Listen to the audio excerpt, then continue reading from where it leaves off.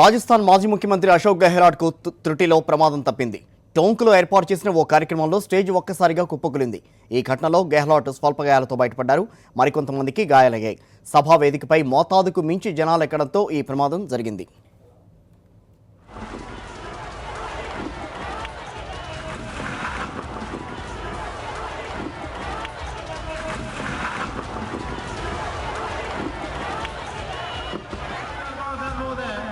तुरंत भोजनशाला में पहुंचे और भोजन में उन लोगों को संभाले। मंच पर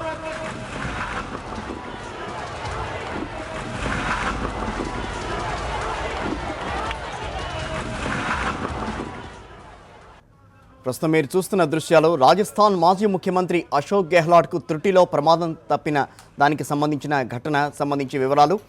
టోంకులో ఏర్పాటు చేసిన ఓ కార్యక్రమంలో స్టేజ్ ఒక్కసారిగా కుప్పకూలింది. ఈ ఘటనలో గెహ్లాట్ స్వల్ప గాయాలతో బయటపడ్డారు. మరికొంతమందికి గాయాలయ్యాయి. సభా వేదికపైకి మోతాదుకు మించి జనాలెక్కడంతో ఈ ప్రమాదం చోటు చేసుకుంది.